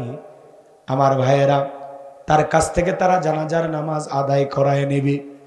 এই অপেক্ষায় তারা দাঁড়িয়ে থাকলেন। দেখলেন একজন মানুষ, মাথায় টুপি, গায়ে লম্বা জুব্বা। এই লোকটা যখন কাছাকাছি আসলেন তাদের জীবনে শান্তি ফিরে পাইলেন। লোকটাকে ডেকে বলে, ভাই আমাদের এলাকায় একজন মানুষ মারা গেছে, কিন্তু এই মানুষটাকে কিভাবে দাফন কাফন করতে হয় আমরা জানি না, কিভাবে জানাজার ইমামতি দিতে হয় আমরা জানি না। আপনাকে দেখে মনে হয় আপনি একজন আলেম মানুষ, দয়া করে জানাজার নামাজটার ইমামতি আপনি করবেন। লোকটা ডেকে বলে, ভাই আমি কোনো আলেম না, আমি একজন মুসলমান, ভারতের একজন পুলিশ। আমার ভাইয়েরা সবাই অনুরোধ করলো, ভাই যেহেতু আপনি প্রশাসনে চাকরি করেন, অবশ্যই আপনি শিক্ষিত একজন মানুষ, আমরা তো অজ্ঞ মূর্খ, কোনো কিছু জানা নাই, ইলম কালাম কোনো কিছু জানি না, কিভাবে জানাজা পড়াইতে হয়, একটা মানুষকে কিভাবে কবরে রাখতে হয় আমরা জানি না। ও ভাই আপনারা পায়ে পরে হাতি ধরি, দয়া করে আপনি জানাজার নামাজের ইমামতি করায় দেন। সকলের অনুরোধে আল্লাহর বান্দা জানাজার ইমামতি করলেন। এইবার সবাই বলে, একটা বার আপনি একটু কবরে লাশটা রাখেন। কিভাবে কবরে লাশ রাখতে হয় আমরা জানি না। সকলের অনুরোধে আল্লাহর বান্দা কবরে নামলেন। লাশটাকে কবরে রাখার পরে বাঁশের বিছানা বিছাইয়া দিলেন। কবরে মাটি দিয়ে আল্লাহর বান্দা যখন নিজ কর্মস্থলে ফিরে গেলেন, এইবার পকেটের মধ্যে হাত দিয়ে দেখে তার পকেটের ভিতরে একটা জরুরি কাগজ ছিল, একটা পেপার ছিল, সেইটার খুঁজে পাওয়া যাচ্ছে না। অনেক সন্ধান করলেন কিন্তু খুঁজে পাওয়া গেল না। আল্লাহর বান্দা এবার টেনশনে পড়ে গেল, কোথায় হারিয়ে ফেললাম। ওইটার কারণে তারা চাকরিও যেতে পারে। আল্লাহর বান্দা এবার খুঁজতে খুঁজতে কবরস্থান পর্যন্ত চলে আসলেন। টেনশনে পড়ে গেলেন, আহারে ঠিক মনে হয় কবরে লাশটা রাখার সময় আমার পকেট থেকে পড়ে যেতে পারে। এইবারে লোকজনকে ডাকলেন, ভাই আপনাদের উপকার করতে গেছে আমার বড় একটা ক্ষতি হয়ে গেছে, আমার একটা জরুরি পেপার হারিয়ে গেছে, একটা কাগজ পড়ে গেছে আমার পকেট থেকে। আমার বিশ্বাস ওই পেপারটা হয়তো বা কবরের ভিতরে আছে। এইবার সবাই বললেন, ভাই কিছুক্ষণ আগে 1.5-2 ঘন্টা আগে একটা মানুষকে কবরে শায়িত করলাম, এখন কি কবরটা খনন করা যায়? বলে হ্যাঁ যাবে, চলো। এখনো লাশ পচে নাই, গলে নাই, চলো যায়। এইবার সবাইকে নিয়ে গেলেন, কবরের মাটিগুলো টান দেওয়া হলো। এইবার 1-2টা বাদ যখন টান দিয়েছে বাজান, সবাই তাকায় দেখে 1-1.5 ঘন্টার 1-1.5 ঘন্টা আগে যেটা মাটির কবর, ওইটার মাটির কবর নাই, কে যেন ফুল দিয়া ডেকোরেশন করে দিয়েছে। কবরের মধ্যে ফুলের বাগান দেখা যায়। এইবার পুলিশ অফিসার চোখের পানি ছেড়ে দিয়ে কাঁদে আর ডেকে বলে, কবরের বাঁশগুলো তোলো। এইবার সবাই তাকায় দেখে, হারে কিছুক্ষণ আগে মাটির কবর দেখে গেলাম, ওইটা তো আর মাটির কবর নাই, ওইটা কোনো পুরোটাই ফুলের বাগান। যতদূর দৃষ্টি যায় ততদূর ফুলের বাগান দেখা যায়। চিকচিক করতেছে, কবরটা আলোকিত হয়ে গেছে, চিকচিক করতেছে। সুবহানাল্লাহ বলবেন না? এবার কবরের এক কোনায় দেখা যায় কাগজটা। পুলিশ অফিসার কাগজটাকে নিলেন, নেওয়ার পরে বলতেছেন, ভাই বাস বিছাইয়া দেন। আর 2 চোখ বেয়ে বেয়ে পানি পড়ে যাচ্ছে, আনন্দে আত্মহারা হয়ে সে বলতেছে, এই ব্যক্তির দুনিয়াতে কে বেঁচে আছে, আমি একটু তার কাছে যাব। এই জীবন দশায় কি আমল করেছে, যে আমলের কারণে 1-1.5 ঘন্টা আগে যেটা মাটির কবর ছিল সেই মাটির কবর কে ফুল দিয়ে সাজাইলো? আমার বিশ্বাস এটা আল্লাহর প্রিয় একজন গোলামের কবর। এই আল্লাহর গোলাম দুনিয়ার জীবনে কি আমল করেছে যার কারণে আল্লাহ তাআলা তার কবর জান্নাতের বাগান বানায় দিয়েছেন। যতক্ষণ পর্যন্ত আমি না জানতে পারবো ততক্ষণ পর্যন্ত আমি আর ফেরত যাব না। আল্লাহর এই বান্দা দুনিয়ার জমিনে কি আমল করেছিল যার কারণে আল্লাহ কবরটা ফুলের বাগান বানায় দিয়েছে? আপনারা একটু শুনবেন। কারা কারা একটু হাত তোলেন তো বাজান, লিল্লাহি তাকবীর। সে আমলের কথাটা আমি বলবো, কষ্ট হয় আপনাদের আমার ভাইয়েরা। তাহলে সূরা মুলুক আল্লাহর কোন বান্দা যদি নিয়মিত তিলাওয়াত করে কঠিন কিয়ামতের ময়দানে সূরা মুলুক তার পক্ষে আল্লাহর কাছে সুপারিশ করবে, আল্লাহর সাথে ঝগড়া করবে। চিৎকার মেরে বলুন সুবহানাল্লাহ। তাহলে সূরা মুলুক নিয়মিত তিলাওয়াত করবেন তো ইনশাআল্লাহ। আল্লাহ তেলাওয়াত করার তৌফিক দান করুন, জোরে বলুন আমিন। এবার জবান ছেড়ে সবাই আমার সাথে পড়ুন, তাবারাকাল্লাযী বিয়াদিহিল মুলক ওয়া হুয়া আলা কুল্লি শাইইন কাদির। আল্লাহ রাব্বুল আলামিন বলেন, মহামান্বিত সেই সত্তা যার হাতে সর্বময় কর্তৃত্ব, রাজত্ব, পাওয়ার ক্ষমতা। তিনি হলেন সব বিষয়ের উপরে শক্তিমান। তাহলে সকল ক্ষমতার একমাত্র মালিক কে? আর একটু জোরে বলেন কে? আল্লাহ রাব্বুল আলামিন বলেন, তাবারাকাল্লাযী বিয়াদিহিল মুলকু ওয়া হুয়া আলা কুল্লি শাইইন কাদির। মহামান্বিত সেই সত্তা যার হাতে সর্বময় কর্তৃত্ব, রাজত্ব, পাওয়ার ক্ষমতা। তিনি হলেন সব বিষয়ের উপরে শক্তিমান। তাহলে সকল ক্ষমতার একমাত্র মালিক কে? একটু জবান ছেড়ে বলেন কে? আসমানে ক্ষমতা চলবে কার? জমিনে ক্ষমতা চলবে কার? আল্লাহর চাইতে বড় ক্ষমতাধর কেউ আছে? আল্লাহর চাইতে বড় দুনিয়ায় কেউ আছে? আল্লাহ রাব্বুল আলামিন বলেন, ওয়ালাম ইয়াকুল্লাহু কুফুয়ান আহাদ। আকাশ আর জমিনে আল্লাহর সমকক্ষ, আল্লাহর সমতুল্য আর কেউ নাই। চিৎকার মেরে বলুন আল্লাহু আকবার। লিল্লাহি মুলকুস সামাওয়াতি ওয়া মা ফিল আরদ। আকাশ আর জমিনের একচ্ছত্র মালিকানা কার? নাকি এর মধ্যে কারো ভাগ আছে? হ্যাঁ, কথা বলেন না কেন আপনারা? আল্লাহ যে পৃথিবীর সবচাইতে বড় ক্ষমতাধর, এই কথা স্বীকার করতে আমাদের কি লজ্জা হয়? কোনো কারণে কি ভয় লাগতেছে? তাহলে একটু জোরে সরে বলেন, পৃথিবীর সকল ক্ষমতার একমাত্র মালিক কে? আল্লাহর চাইতে বড় ক্ষমতাধর কেউ নাই। কথা বলে ঠিক কি না? তাহলে জমিন যে আল্লাহ, এই জমিনে আল্লাহর আইন চালু হওয়ার দরকার আছে না নাই? অনেকে ভাবতেছেন হুজুর সকল ক্ষমতার মালিক আল্লাহ, এটা অনেকে বিশ্বাসও করতে চায় না। আর যারা বিশ্বাস করবেন আমার ঈমান আছে? এ জোরে বলেন আছে? আসমান জমিনের একচ্ছত্র মালিকানা আল্লাহর। আল্লাহর চাইতে বড় ক্ষমতাধর কেউ নাই। তামাম পৃথিবীর সকল রাজত্ব পাওয়ার ক্ষমতা আল্লাহর কুদরতি হাতে। কথা বলেন ঠিক কিনা? আল্লাহর ইশারায় সবকিছু হয়। এদিকে খেয়াল করেন, পৃথিবীর জমিনে যারা ক্ষমতার চেয়ারে বসে এরা কি না? আপনাদের বগুড়া থেকে একটা ছেলে যদি ঢাকায় চাকরি করতে যায়, একটা বাসা ভাড়া নিয়ে থাকে, ওর পরিচয় কি? ভাড়াটিয়া। কথা বলেন, পরিচয় কি? এই পৃথিবীর জমিন আল্লাহ অনেক মানুষকে ক্ষমতার চেয়ারটা ভাড়া দেয়।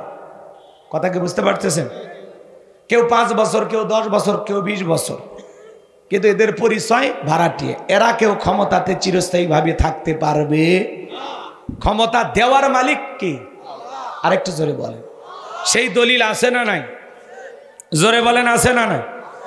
আমার আল্লাহ রাব্বুল আলামিন বলেন, কুলিল্লাহুম্মা মালিকাল মুলকি তুতিল মুলকা মান তাশাউ ওয়া তানজিউল মুলকা মিম্মান তাশা ওয়া তুইজ্জু মান তাশাউ ওয়া তুযিল্লু মান তাশা বিয়াদিকাল খায়র ইন্নাকা আলা কুল্লি শাইইন কাদির।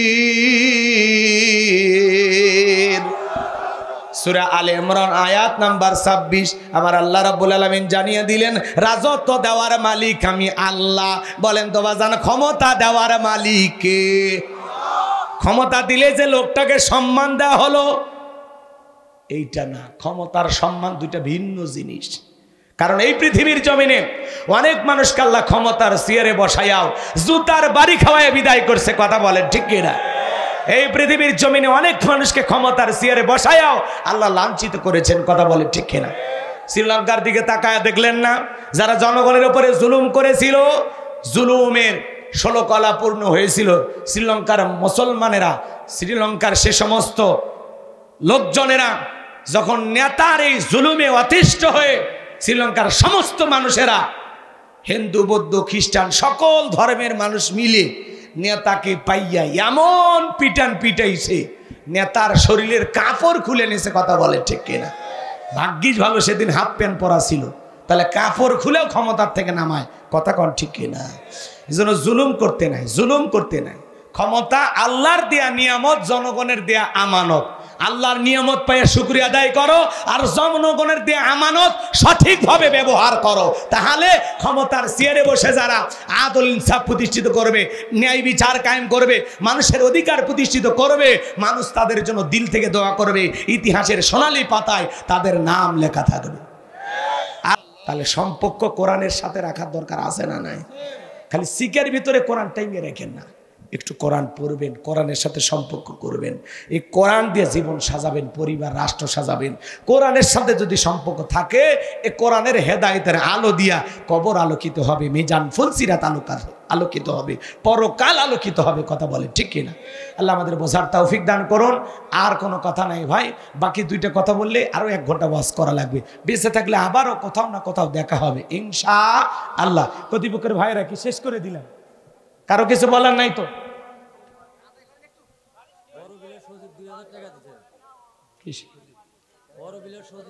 ভাই এখনো যারা টাকা দিতে চান দিতে পারে। বড় বিলাস সজীব 2000 টাকা, এক মহিলা 1000 টাকা। আল্লাহ কবুল করেন। জোরে বলেন আমিন। এখনো যারা দিতে চান দিতে পারেন। ভাই টাকা না দেন, বসেন, এই অস্থির হয়ে গেছে। আল্লাহুম্মা আমিন। রব্বানা যালামনা আনফুসানা ওয়া ইল্লাম তাগফির লানা ওয়া তারহামনা লানাকুনান্না মিনাল খাসিরিন। বড় ভেলা জান্নাতুল মাওয়া পাবলিক কবরস্থানের উদ্যোগে 3 দিন ব্যাপী তাফসীরুল কোরআন মাহফিলের সমাপনী রজনীর শ্রদ্ধাভাজন সভাপতি জনাব আব্দুল কাইয়ুম টগর সাহেবকে কবুল করো, টুনু কাজীকে কবুল করো, প্রধান অতিথি আলহাজ গোলাম মোহাম্মদ সিরাজকে কবুল করো, বিশেষ অতিথি হিসেবে যাদের নাম আছে কবুল করেন। আলোচনা করেছেন মানর রুহুল আমিন যুক্তিবাদী। তোমার গোলামের কণ্ঠ তুমি দিনের জন্য কবুল করো। আমরা যারা হাত তুলে ধরেছি, অনেকের মা নাই, বাবা নাই, এতিম মানায় কবরে চলে গেছে। জনম দুঃখিনী মা বাবার কবরে আর সবটুকু পৌঁছায়া দাও। মা বাবার কবর জান্নাতের বাগান বানায়া দাও। রব্বির হামহুমা কামা রব্বায়ানি সগীরা ওয়া কুর রব্বির হামহুমা কামা রব্বায়ানি সগীরা। আমাদের আত্মীয় স্বজন, পাড়া প্রতিবেশী যারা কবরে চলে গেছে, মাফ করে দাও। কবরগুলো জান্নাতের বাগান বানায় দাও। হে রব্বুল আলামিন, আমাদের পিতা মাতা যাদের বেঁচে আছে, পিতা মাতার খেদমত করে তাদের মুখে হাসি ফোটাইয়া জান্নাত অর্জন করার তৌফিক দিয়া দাও। হে রব্বুল আলামিন, কত মানুষ এই পাশে কবরস্থানে শায়িত, কত মানুষকে শায়িত করা হয়েছে আমি জানি না রে আল্লাহ। এই বড় ভিলা রাস্তার পারে, বাঁশের ঝাড়ে, পুকুর পারে যত কবরস্থান আছে আল্লাহ, সমস্ত কবরবাসীর কবরে আযাবগুলো মাফ করে দাও। পাশে কবরস্থান আল্লাহ, সমস্ত কবরবাসীর কবরে আযাবগুলো মাফ করে দাও। কবরগুলো জান্নাতের বাগান বানায়া দাও আল্লাহ। আমরা যারা হাত তুলেছি, আমাদের জানা অজানা ছোট বড় গোপন প্রকাশের গুনাহগুলো মাফ করে দাও। ও মালিক, মালিক, তুমি যদি বাপ না করো আমরা কার কাছে যাব? ফকির একটা দরজায় ভিক্ষা না পাইলে আর একটা দরজায় যায়। তুমি যদি ফিরায়া দাও, আমাদের যাওয়ার আর কোনো জায়গা নাই। আল্লাহ আমাদের সকলের তামাম জিন্দেগির গুনাহগুলো মাফ করে দাও রব্বুল আলামিন। আল্লাহ তাআলা ওই কঠিন কবরের আযাব থেকে আমাদেরকে মুক্তি দাও। ওই ভয়ঙ্কর জাহান্নামের আগুন থেকে আমাদের মুক্তি দাও। রব্বানা আসরিফ আন্না আযাবা জাহান্নাম ইন্না আযাবাহা কানা গরামা রব্বানা আতিনা ফিদ দুনিয়া হাসানাতাও ওয়া ফিল আখিরাতি হাসানাতাও ওয়া কিনা আযাবান নার। আল্লাহ আল্লাহ, আমাদের সবাইকে ওই কঠিন ভয়ঙ্কর জাহান্নামের আগুন থেকে মুক্তি দাও। আল্লাহ বড় ভয় লাগে মালিক, একা একা কবরে কেমনি থাকবো? একটা অন্ধকার ঘরে থাকার ক্ষমতা আমাদের নাই। কত মানুষ আছে অন্ধকার রুমে ঘুমাইতে পারে না, লাইট জ্বেলে ঘুমায়। কত মানুষ অন্ধকারে পথ চলতে ভয় পায়। এই দুনিয়ার অন্ধকার দেখে আমরা ভয় পাই, কবরের অন্ধকারে আমাদের কি হবে আমরা জানি না। আল্লাহ আল্লাহ আল্লাহ, ওই কবরে যাওয়ার আগে আমাদেরকে পরিপূর্ণ ইমানদার মুসলমান হওয়ার তৌফিক দিও। তুমি করেছো কোরআনে ঘোষণা, মুসলমান না হয়ে তোমরা মৃত্যুবরণ করিও না। আল্লাহ সেই প্রকৃত মুসলমান হওয়া তৌফিক দাও। সবাইকে 5 ওয়াক্ত নামাজি বানায় দাও, নেক আমল করা তৌফিক দাও। আমার মা বোনেরা অনেক কষ্ট করে আলোচনা শুনেছে, তাদের জন্য আমি তেমন কিছুই বলতে পারি না। আল্লাহ আমার মা বোনদেরকে পর্দা করা তৌফিক দাও, নামাজি বানায় দাও, রোজাদার বান্দি হিসেবে কবুল করো, স্বামীর খেদমত করা তৌফিক দাও। তাদের দাম্পত্য জীবনকে হযরত আলী আর ফাতেমার মতো কবুল করো। আল্লাহ আমার বগুড়ার মা বোনেরা অত্যন্ত বিনয়ী, আল্লাহ আমার সমস্ত মা বোনদেরকে পর্দা করার তৌফিক দাও। আল্লাহ মা বোনদেরকে হেদায়েতের নূর দান করো। আল্লাহ যত মানুষ আমার সাথে হাত তুলেছে কোরআন সুন্নাহর হেদায়েতের নূর দিয়ে অন্তরগুলো আলোকিত করে দাও। আল্লাহুম্মা ইহদিনাস সিরাতাল মুস্তাকিম, আল্লাহুম্মা ইহদিনাস সিরাতাল মুস্তাকিম। আল্লাহ আজকের আয়োজনকে কবুল করো। কর্তৃপক্ষের ভাইরা অনেক কষ্ট করে লাইটিং মাইটিং পোস্টার ব্যানার ডেকোরেটরের ভাইরা সহ যারা যেভাবে পরিশ্রম করে এই মাহফিলকে বাস্তবায়ন করেছেন, স্বেচ্ছাসেবকের দায়িত্ব পালন করেছেন, আল্লাহ সবাইকে দুনিয়া আখিরাতের উত্তম জাযা দান করো। আল্লাহ সকলের ঈমান খালিদ বিন ওলীদের মতো বানায় দাও, আমিরে হামজার মতো বানায় দাও। আগামী বছর আরো বড় পরিসরে এই মাহফিলকে তুমি কবুল করো। আল্লাহ এই মাহফিলে নগদে বাকিতে যত মানুষ টাকা পয়সা দান করেছে, আল্লাহ সকলের দানগুলো কবুল আর মঞ্জুর করে না। এ দানের বিনিময়ে কঠিন কিয়ামতের ময়দানে তোমার আরশের নিচে ছায়া দান করিও। আল্লাহ যারা পিতামাতার জন্য দোয়া চেয়ে দান করেছেন, আল্লাহ আল্লাহ জীবনের শেষ ঠিকানা কবর, সবাইকে যেতে হবে। আল্লাহ তাআলা এই কবরস্থানের কমিটির যে ভাইয়েরা উদ্যোগ নিয়েছেন, একটা পাবলিক কবরস্থান চমৎকার একটি নাম দিয়েছেন। আল্লাহ তাআলা এখানে জায়গা জমি টাকা পয়সা যে যেভাবে সহযোগিতা করেছেন এই কবরস্থান বানানোর জন্য, আল্লাহ সকলের সহযোগিতা কবুল করো। অনেকে দান করতে আজকে তারা কবরে চলে গেছে, দোয়া করি মালিক তাদের কবরগুলো জান্নাতের বাগান বানায় দাও। অনেক প্রবাসী ভাইরা টাকা পয়সা দান করে, আল্লাহ তাদের প্রবাসী জীবনকে আপনি কবুল করে নেন। আল্লাহ তাআলা যে বাড়িতে খানা খাইলাম বসলাম ওই বাড়ির উপর খাস রহমত বরকত নাজিল করেন। আমার যে ভাইরা দিন রাত পরিশ্রম করে আল্লাহ তাআলা বারবার মোবাইলে যোগাযোগ করে আমাকে দাওয়াত দিয়েছেন, আল্লাহ তাদেরকে আপনি কবুল করেন। আল্লাহ যারা কোরআনের মাহফিলের বিরোধিতা করে তাদেরকে আপনি হেদায়েত দান করেন।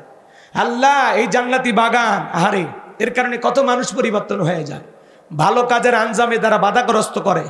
হায় আল্লাহ তাআলা এর আগে কোরআনের মাহফিল বিভিন্নভাবে বন্ধ হয়ে যেত, যারা ষড়যন্ত্রকারী আজকে তারা বিপদগ্রস্ত।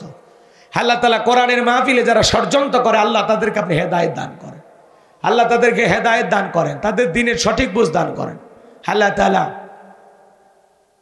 দোয়া করি মালিক জীবনে একটাবার আমাদের সবাইকে সোনার মক্কা মদিনায় কবুল করে নিও, রসুলের রওজা পাকে দাঁড়িয়ে সালাম দেওয়ার সুযোগ করে দিও।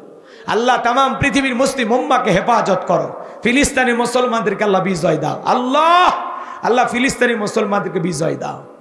আল্লাহ সমস্ত ইহুদি জালেমদেরকে পরাজিত করে ফিলিস্তিনের মুসলমানদেরকে তুমি বিজয় দাও। আল্লাহ কাশ্মীরের মুসলমানদেরকে বিজয় দাও, চীনের উইঘুরের মুসলমানদেরকে হেফাজত করো। আল্লাহ বাংলাদেশের মসজিদ মাদ্রাসা কবুল করো, হক্কানি ওলামা ইকরামদেরকে কবুল করো। আল্লাহ দেশি বিদেশি সকল ষড়যন্ত্রের হাত থেকে আমাদের প্রিয় মাতৃভূমি বাংলাদেশকে আল্লাহ হেফাজত করো। আল্লাহ এদেশের উপরে খাস রহমত বরকত নাজিল করো। আল্লাহ এদেশের বিরুদ্ধে যারা ষড়যন্ত্র করে, আল্লাহ তাদের সমস্ত ষড়যন্ত্র আপনি নস্যাৎ করে দেন, ধ্বংস করে দেন, চূর্ণ বিচূর্ণ করে দেন। আল্লাহ সমস্ত জালেমদেরকে আপনি পরাজিত করেন। আল্লাহ বাংলার জমিনে কোরআনের রাজ কায়েম হয়েছে, এমন দৃশ্য সচকে একবার দেখার তৌফিক দাও। আল্লাহ এই জমিনকে কোরআন আর ইসলামের জন্য কবুল করো। দূর দূরান্ত থেকে কষ্ট করে রাত্রি 1টা পর্যন্ত যারা কোরআনের কথাগুলো শুনেছে, আল্লাহ সবাইকে নিরাপদে বাড়ি পর্যন্ত পৌঁছার তৌফিক দান করুন, রহমতের চাদরে আবৃত করুন। জীবনে কোনোদিন আর যদি এলাকার মানুষের সাথে দেখা না হয়, এই মুখগুলো আল্লাহ জান্নাতের সিঁড়িতে পরিচয় করায় দিও। আল্লাহ এই মুখগুলো জান্নাতের সিঁড়িতে পরিচয় করায় দিও। আব্দুল বারী সরকার আমাকে দাওয়াত দিয়েছেন, আল্লাহ তার হায়াত আপনি বাড়ায়া দেন। জিন্দেগির গুনাহগুলো মাফ করে দেন। হ্যাঁ রাব্বুল আলামিন, সাত মাথা বিজনেস করেন আমার ভাই, ঔষধের দোকানদার, আল্লাহ তার যত প্রতিষ্ঠান আছে আল্লাহ আপনি কবুল করেন, তার ব্যবসা আপনি বরকত দেন। অনেকে দোয়া চেয়েছেন তাদের পরিবারের পক্ষ থেকে, হ্যাঁ আল্লাহ তাআলা যার যা মনের বাসনা আল্লাহ আপনি পূরণ করে দেন। হ্যাঁ রাব্বুল আলামিন, এই মাহফিলে যত মানুষ হাত তুলেছে আল্লাহ তাকায় দেখো কত দাড়ি পাকা মুরব্বীরা, যুবকেরা, তরুণেরা, আলেমেরা, হাফেজেরা, আল্লাহ তাআলা হাজী সাহেবেরা, পর্দানিশী মা বোনেরা হাত তুলেছে। যার হাত দোকানে পছন্দ হয় সে হাতের বদলতে আজকের দোয়াকে কবুল আর মঞ্জুর করো। আমার সাদিক ভাই, হারুন ভাই, আব্দুর রহিম ভাইকে আল্লাহ কবুল করো। আমাদের চলার পথকে নিরাপদ বানায় দাও আল্লাহ। সাদিকের কলিজার টুকরা মেয়েটাকে সুস্থতার সহিত নেক হায়াত দান করো, শেফায়ে কামেল আজেলা দান করো আল্লাহ। আমার একটি মাদ্রাসা আছে, মাদ্রাসায় নূরে মাদিনা, আমার মাদ্রাসায় 70 জনের মতো ছাত্র, 24 জন এতিম গরিব অসহায়, যাদের থাকা খাওয়া চিকিৎসা পোশাক সম্পূর্ণ ফ্রি। আল্লাহ মাদ্রাসা বানাইছি, পাশাপাশি মসজিদ বানাবো, এরকম একটা গণকবরস্থান বানাবো আল্লাহ। এই স্বপ্নগুলো দেখেছি আল্লাহ, তোমার গোলামের স্বপ্নগুলো তুমি পূরণ করে দিও আল্লাহ। আমার মাদ্রাসার ওস্তাদ ছাত্রদের কবুল করো। আগামী 7ই মার্চ আমার মাদ্রাসার মাহফিল আল্লাহ তুমি কবুল করে নিও। সুবহান রাব্বিকা রাব্বিল ইজ্জাতি আম্মা ইয়াসিফুন ওয়া সালামুন আলাল মুরসালিন আলহামদুলিল্লাহি রাব্বিল আলামিন। আল্লাহ যেই মাসে মরণ দিবা মাসটা যেন রমজান মাস হয়, যেই দিনে মরণ দিবা দিনটা যেন জুমার দিন হয়।